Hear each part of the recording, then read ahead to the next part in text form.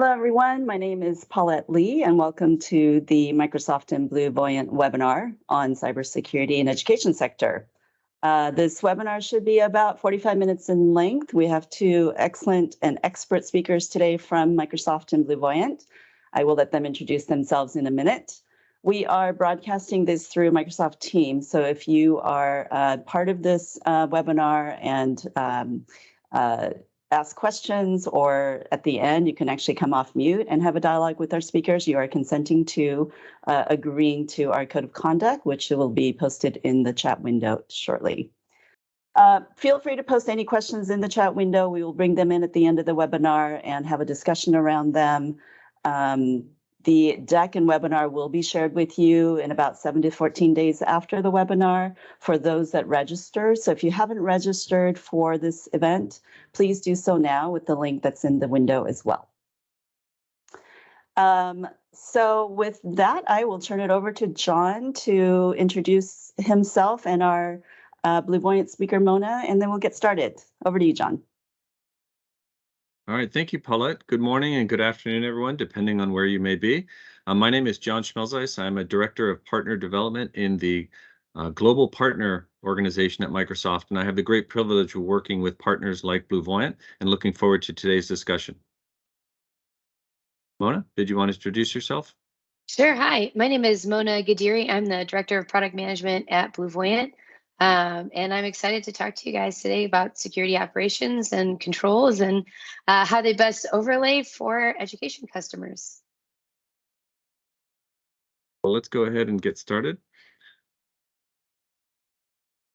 All right, so what we're going to begin today's discussion with, and obviously a key focus is cyber insurance, but challenges and opportunities, but also the context of what's happening in the market that's driving a lot of these changes, impacting new changes, new dynamics in the market related specifically to cyber insurance, but also for cybersecurity in general. So in today's agenda, we're going to cover challenges facing the cyber insurance industry, trends and how the industry is responding to the trends in cyber security and cyber risk, challenges facing customers like yourselves, which we have a way of discussing that, which we call the 4 Cs. We'll talk about underwriter security controls and some specific details around that in terms of what's consistent and often common between different cyber insurance providers. And we'll also talk about securing more with less and this idea of security through simplicity. And then we'll share some information about the platform and about some opportunities for assessments and things like that. So without further ado, we'll go ahead and jump right in. So with regards to those macro dynamics related to cyber risk in the industry in general, I think most people, myself included, are aware that it's a large issue. I can attest I was not aware it was this large of an issue. And what do I mean by that? By 2025, worldwide losses associated with cybercrime are expected to equal 10.5 trillion US dollars. And to put that in perspective, an analog to a country, that would make that the largest economy after the US and China is the losses associated with cybercrime. Some other notable things are it will represent the greatest transfer of economic wealth in human history. And another, I think, point that helps understand the scale of what we're talking about here is that cybercrime will be more profitable than the global trade of all major illegal drugs as well. And so, for those who follow the markets, I happen to, and are familiar with Warren Buffett, I tend to think he thinks very well about things. From his perspective, cybercrime is the #1 problem facing humankind, and cyber attacks are a bigger threat than nuclear weapons from his perspective. And so what this table on the right is showing us is that, as I said earlier, the scale surprised me. Well, it surprised the insurers as well. And what you're seeing in those bar charts is from 2017 to 2020, the loss ratios experienced by the cyber insurance companies increased consistently. But in 2020 to 2021, you can see that it actually declined. And so we'll go into what caused that decline. Well, several things did. And so if we look in the upper right-hand corner of this slide here, it's showing that insurance premiums rose significantly in 2020 and continue. But in addition to the premiums increasing, there are stricter criteria for those now applying for coverage. So that's a big change. Additionally, in many cases, it's not a discussion of, am I getting a good premium for cyber insurance? It's, can I actually qualify for cyber insurance? And so there's a quote there, but that talks about this idea that if you can't demonstrate certain baseline controls, the majority of insurer providers, in fact, I've had a discussion recently with a cyber insurance lawyer, and he said actually none of them will, but I'll defer to the market experience on that, is that they're going to say no. So we'll talk a little bit about what we mean when we say baseline controls. Moving on to the next slide here. So what are challenges? Now we've talked about the macro, we've talked about the challenges facing the insurers, that things, the risk increased at a more rapid pace than I think anybody had anticipated. And obviously there's a lot of challenges facing you as customers and other customers as well. And so we think about those in what we call the 4 C's. One is the cyber risk and the attacks themselves, and the risk and the challenges that poses. And it's notable that within that increasing cyber risk, ransomware is now the fastest growing and the go-to method of attack for cyber criminals. And that's notable for a couple of reasons. One is good to know what type of threats are happening, but also it's particularly challenging or pernicious because not only does one have to decide, hey, am I even going to pay? And a lot of folks recommend against it. For it, that's a decision for each organization to make. However, let's say, for example, an organization chose to pay to unlock their resources. Well, then it would be very common for the cyber criminals to then say, well, okay, now you've paid us to unlock your resources. How much are you? This is what you should pay us to guarantee you we will not release the data that we had access to. And of course, if you were to decide to make a payment for that protection of your data, you're not exactly dealing with ethical people here. What guarantees, I think the answer is none, do you have that data wouldn't ultimately be released as well? So a particularly challenging scenario. Another notable dynamic in the market is the cost to defend itself. So currently, budgets for cybersecurity technology are increasing linearly or flat. And so, as we know, this is in the context of the attacks growing exponentially. Another thing is that we have this macro consideration of the contraction of the economy. We have quantitative tightening happening, not just in the US. We have inflation, and we have a recession risk as well. And then finally, there's the complexity associated with cybersecurity, or maybe more accurately stated, the complexity associated with the large number of tools that many customers have accumulated over time in an effort to mitigate their risk from cybercrime. And on average, it's notable that organizations have 76 security tools to manage and in an attempt to mitigate this risk. So I talked a little bit earlier about this idea of basic cybersecurity controls. Let me approach this 2 ways. One is it's notable, and there's something we refer to at Microsoft as the cybersecurity bell curve. And what I'm referring to is in the bottom right corner of this slide. And what that's showing is if basic security hygiene still provides significant benefit, and in fact protects against 98% of attacks. And so what do I mean by basic security hygiene? I'm referring to utilizing anti-malware, applying least privilege access, enabling multi-factor authentication, keeping versions of software up to date, and of course, being very thoughtful about protecting data. Now, a notable thing is that there is no national or international standards yet on how to approach and ensure, in the insurance industry, to be more specific, around what is expected to qualify for cyber insurance. And so that obviously poses a challenge.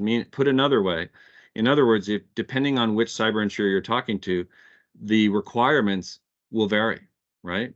And so what we've done in the top right of this slide is put a list together of a lot of the controls that are very common amongst all the different cyber insurers and what they're looking for in their discussions with you and what represent best practices. So you see things like timely patch management or endpoint detection and response, which is a particularly, I'd say, active and area of focus in the market today, and things like cybersecurity awareness and training for employees. And so understanding these environments in the market, the challenges facing the insurers reflecting the challenges facing the industry, and of course the challenges facing you as customers. I wanted to highlight to you an opportunity for a security assessment for organizations looking to improve your posture or even get better insights into what your current posture is. And so this idea of what can be accomplished through a security assessment, it has a number of components to it. One is there's a strategy and plan workshop. The next is there's a review of secure scores. And I think some notable things to mention here is a secure score is not specific, even though you're hearing from somebody from Microsoft right now, it's not specific to the Microsoft technology or limited to that. It's also not limited to cloud. It could be on-prem and cloud or multi-cloud. And also for, in the case of SaaS services from Microsoft, there's a secure score capability for Microsoft 365, which is broadly adopted, as you know, and utilized in the market.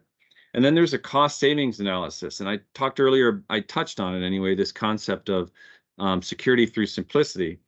And there is often an opportunity to learn, okay, how many tools do I have? What are the redundancies in the tools that I have? Things like that. And that's what this cost analysis is referring to. And there might be consolidation opportunities, there often are. And then you'll receive dedicated engagement from both Microsoft and BlueVoyant.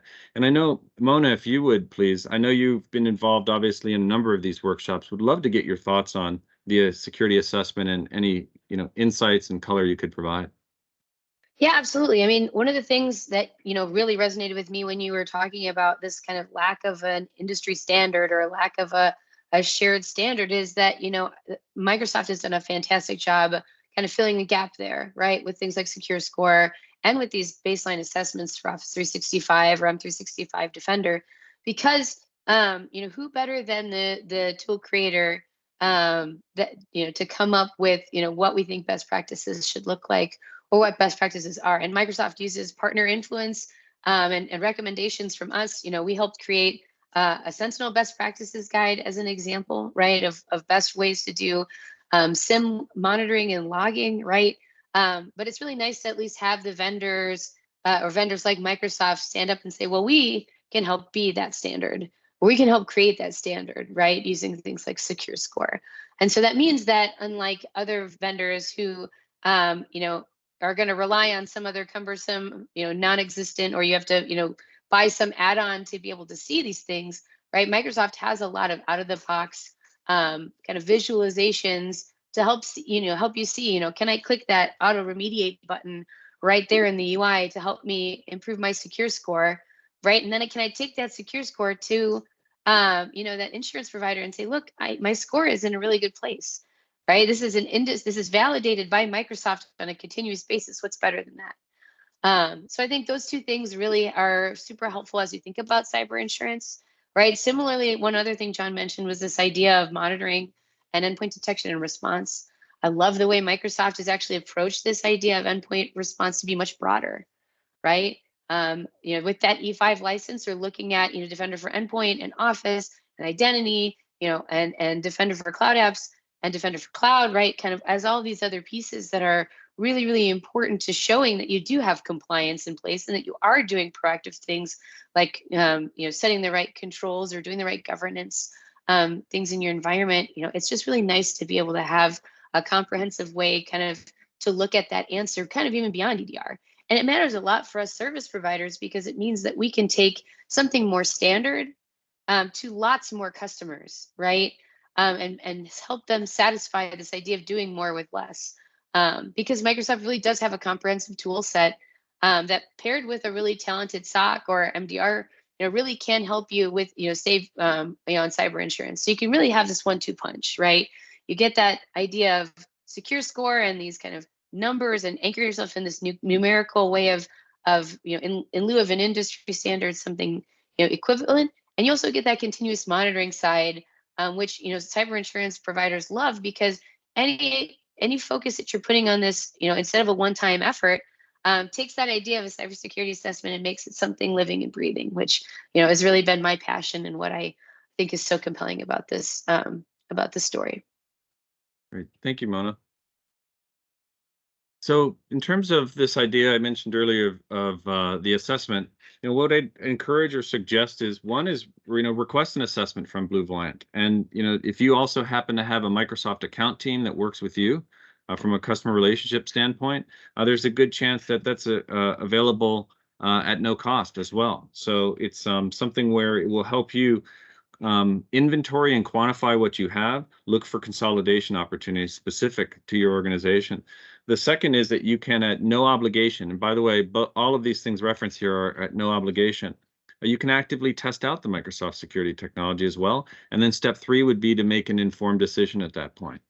And as you can see, we've got some, I'm not going to go through all of them, but as you can see, there's some compelling ROI that can come from the consolidation opportunity.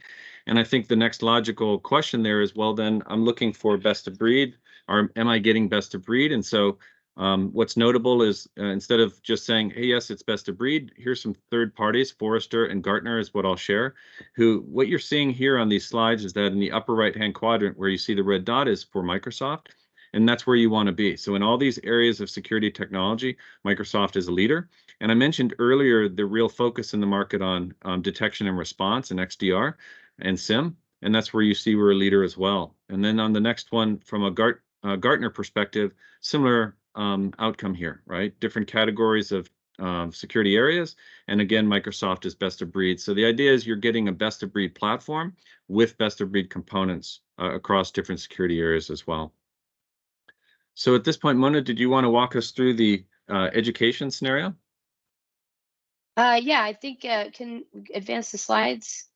It looks like it might be a little delayed then in refreshing. There we go. Yeah, yep. Perfect. So I just wanted to talk a little bit about one of our education customers who came to us, with this challenge of trying to just do a better job of monitoring. This is specifically around students cheating, but you can think about this idea of automation being applicable to help in any kind of scenario. Whether that's something that helps with your cyber insurance practices, like isolating a host, or containment actions, all the way through what is, in this case, a very advanced set of automations that we coupled together for this particular customer. In this case, the customer was a college that was struggling with online cheating. And the reality was that because they were logged in with all these different IP addresses and were kind of like using nefarious ways to log in and take each other's exams, they realized that they really needed an answer to this problem. And the reality is that trying to solve for this problem in a vacuum is almost impossible, right? In the same way that the cyber insurance providers want you to be looking at a certain core set of data sources, these are the same core data sources, things like Active Directory, Defender for Cloud Apps, identity protection, right? Whether there's pinpointing suspect activities and students doing something bad, or somebody in your HR or finance parts of your organization doing something bad, right? The idea is we can use the same core technology and tools to identify that activity.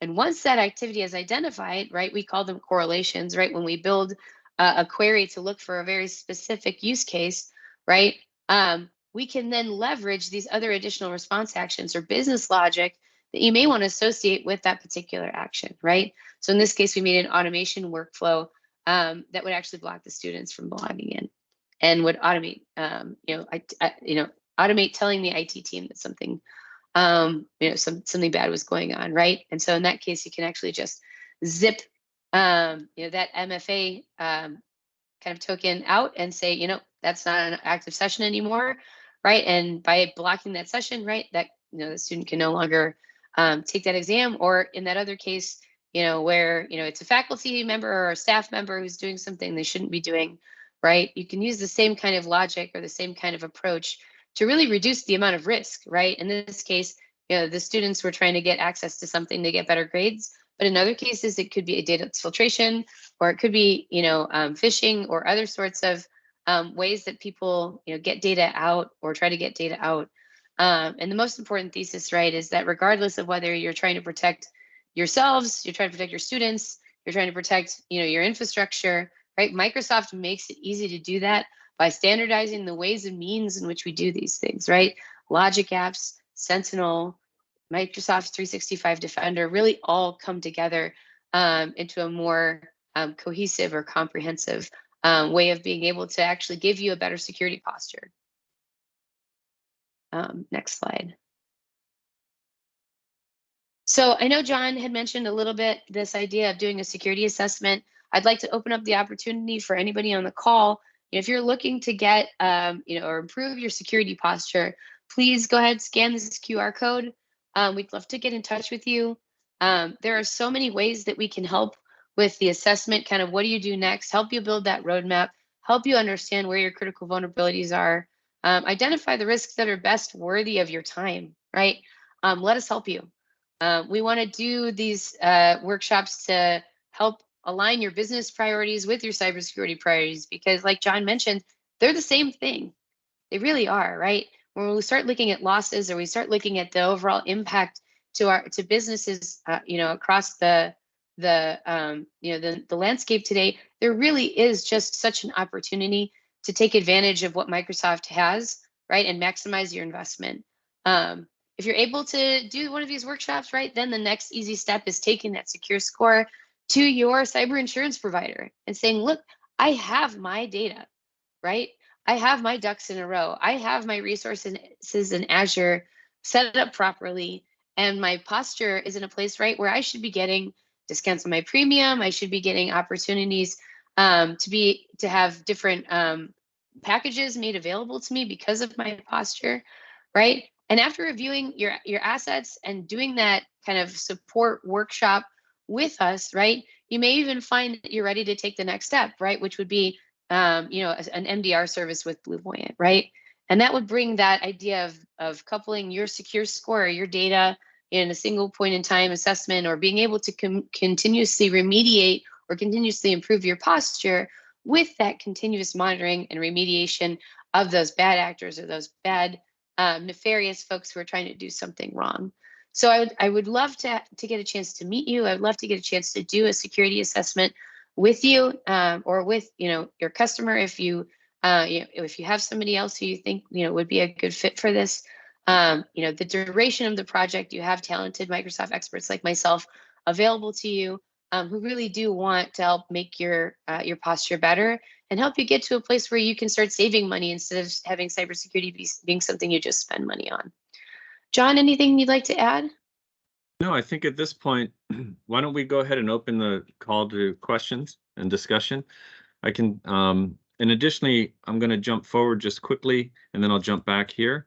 I made, here are links to a lot of the resources that have more detailed information on the overall context and macro environment that I shared earlier in the presentation.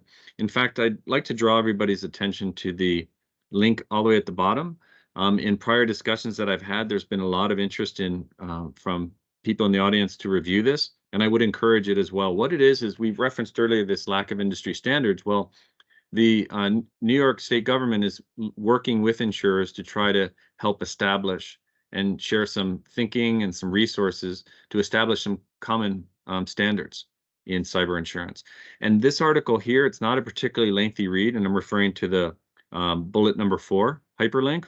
And again, we'll provide this presentation. It's about 13 or 14 pages. It's a relatively light read, but it's really informative. So if you're interested in understanding what guidance cyber insurers themselves are receiving and what suggestions and best practices, easy way to familiarize oneself with that. The other is this idea of security through simplicity and not having any daylight or gaps between tools that may not have been designed with talking to the other tool in mind. And so there's either a development need there or a very manual process to correlate it that can represent some risk. So there is some value in security through simplicity, and there's more information on that concept in bullet number 3. But again, back to the questions, I can share with you. Mona has been in the industry for a number of years, and I know, Mona, you've been involved personally in a number of discussions in remediation, et cetera. So I always enjoy, hearing the insights that you have that have resulted from those engagements. So I'd encourage everybody on the call. It's a great opportunity to have, if you have a question, please go ahead and let us know, and we'll be happy to respond as we can. And John, it doesn't look like we have any questions in the window. We have a little bit of time if you and Sure. Mona want to have a dialogue about what we're facing today. And for the attendees, feel free to come off mute. You can unmute yourself and ask any questions in the meantime. Yeah, I mean, I'll just riff for a minute. You know, I have had the luxury of working with a lot of different colleges and universities who are trying to figure out what to do with cybersecurity. And kind of the big thing that I've been seeing is it really comes back to how the university system IT structure is set up. What we've seen is we have some customers who have a very distributed system, right? Each college and university has their own CISO, they have their own administration, they have their own way of doing things. They own their own Azure subscriptions in some cases, and they really run their own shops, right? And in those cases, really what they're looking for is somebody to help with the overhead, help me with, you know, the basics, so that I can focus my time on you know what I want to do. So in some cases they have SOCs, in some cases they have students who sit in their SOCs, right? Which is fantastic because one of the great things about our service is that it's a co-managed service. So if you did have, you know, a situation where you're using student labor, or you have SOC operations as a means to help with career advancement, right? You know, partnering with a service like BlueVoyant would allow you to do that and train your staff or train your students, right? At the same time as getting a really, really quality MDR service, especially if they are those kinds of distributed systems. You know, we've also seen the inverse, right? Where it's a very centralized model, right? Maybe one board of regents or one centralized, you know, the largest campus, right, owns a lot of the infrastructure, and they provide essentially an MSP function, right, or an NSP function, a network service provider function. And in those cases, right, it's still a really good fit to work with BlueVoyant because the rules and where the detections sit are centralized. In the decentralized model, they're still deployed in every single instance, and our differentiators make it easy to do one or N. But in that centralized system, right, you can still get the benefits of centralized content, detections, L1 through L3 analysts if you need it, right? But still get that same tender love and care, you know, whether it comes to implementing Sentinel, implementing in 365 Defender or Defender for Cloud. But I guess my thesis is, however your college or university is set up, right, know that we understand that there are lots of different ways to fund these services, to contract these services. And BlueVoyant really does want to partner with you and get creative if we have to on how to get, you know, Microsoft services to you. I thought maybe we'd get a question between now and then, but I'm not seeing any. John, anything you'd like to add about, or do you have any questions for me that I can answer? No, I'd say, I think, first of all, thanks for sharing that perspective on those experiences. And I know, you know, I think there's a lot of opportunity to help. It doesn't require, just to be really clear, there's value in these assessments way beyond the Microsoft technology. In fact, you may not be using Microsoft security technology today. That's fine. There's a lot of value that assessment can provide to you. So I would encourage that in that scenario, please reach out. It is by no means limited to that. And there's no, I guess what I would say is the risk reward is fantastic on this, right? Because in essence, you're going to get all these experts working with your team, looking at your environment across all technologies, on-prem, cloud, even hybrid cloud scenarios where multiple public clouds may be being used. And then you'll get business information, insights that I believe your financial leadership will be interested in. And then you make a decision based on a no obligation process. And so that's what I mean when I say a low risk reward. The risk is time. The reward is significant because, as we know, this is a very material challenge facing. We've looked through the lens a bit on today's call through the cyber insurers themselves, but obviously it's very reflective. Okay, looks like we have a question here in the chat. Hey, I'll take this one. So Sure. our differentiators against other Microsoft security services providers are really around how we deploy and manage our content. So we provide weekly content updates to your Sentinel environment. Those also come in the form of if there's a new 0-day or there's a new detection that needs to be created, we deploy it in your environment in under 4 hours. We also have a comprehensive way of looking at, the way infrastructure is set up. We don't host anyone's Sentinel for them. We have we come to you model, right? Which means you own your data, you host your data. So in terms of chain of custody or where your data is going, right? We're not asking you to ETL a bunch of logs out in order to be able to do our job. And then in addition to that, right, because we're doing 24/7 monitoring for Sentinel, we've also coupled that with M365 Defender and Defender for Cloud into a more comprehensive package, which is our MXDR package. And in that version, we're also doing extended detection and response actions across the different M365 tools. We're building logic apps and automations for other response actions, as well as interfacing and using Defender for Cloud and Azure Arc as well. So I like to think that we have a little bit more comprehensive offering, a little bit of a broader offering. And we are, because we're a very much DevOps focused firm, we are deploying and managing that content as code. Yeah, and I'll add a few additional comments here as well. So, and I appreciate, Vincent, the question, because there's a lot of dimensions to it as well. And I think something I'll call out from a Microsoft perspective is, even in your question, it sort of hits on a key point. And that is this idea of, and I sort of maybe overly simplistically refer to it as sort of a pre-Sentinel versus post-Sentinel type of an architecture. But really what it comes down to, as implied in your question, is that there are managed services providers, often who have been long established, right, for quite a few years. They do have a centralized model. And, there are certainly benefits of the experience that they've had over those years, but one of the challenges is that it is a centralized detection and response model. So in other words, you're not really recognizing the value of your Sentinel purchase, right?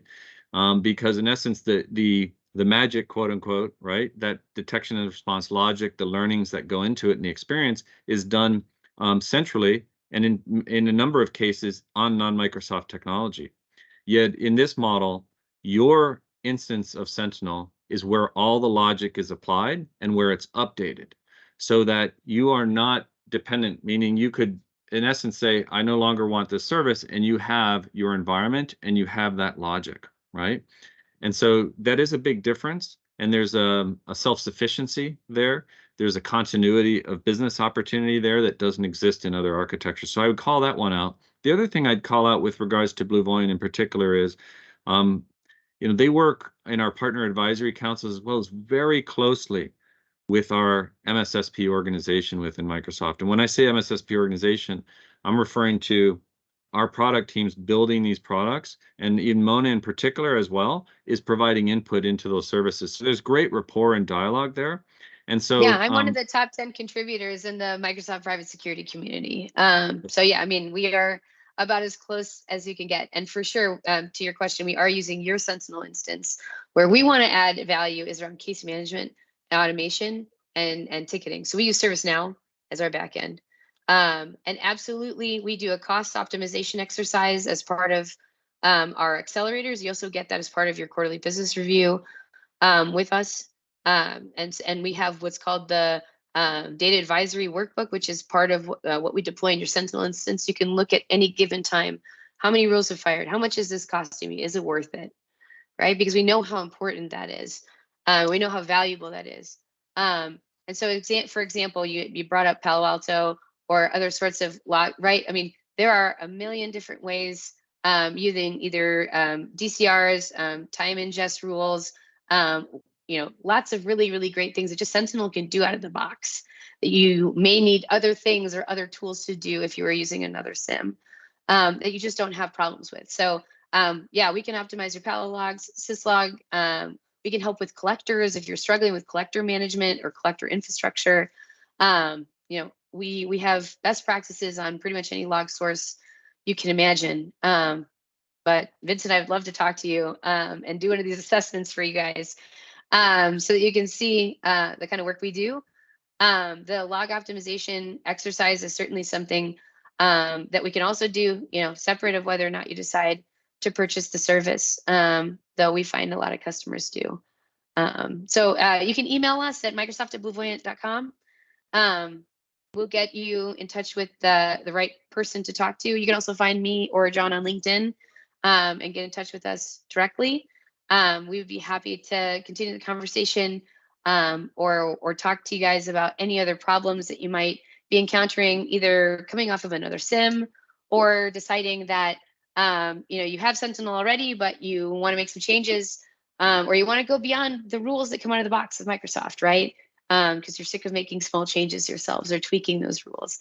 Those are all really great reasons to just give us a call. We would love to have an opportunity to talk to you about SIM transformation, log optimization, posture management, cyber insurance, your automation dreams and desires, anything. So if anybody has any more questions, feel free to throw them in the chat. Otherwise, Paulette, I'll let you close this out. Yeah, thank you, Mona. Thank you, John. That was a very fruitful discussion, and thank you for the questions. Vincent, particularly. This does conclude our webinar. There's a short survey in the chat window. We would really appreciate it if you could fill that out. It takes like 30 seconds. And please join us for the next 2 webinars coming up on January 26th and February 2nd. The registration has all 3 webinars, so if you haven't registered for all 3 of them, please do so if you're interested. Again, thank you, John and Mona. Great presentation and great learnings. Have a great day. Thanks so much. Thank you to everybody who attended. We appreciate you investing the time as well. Thank you.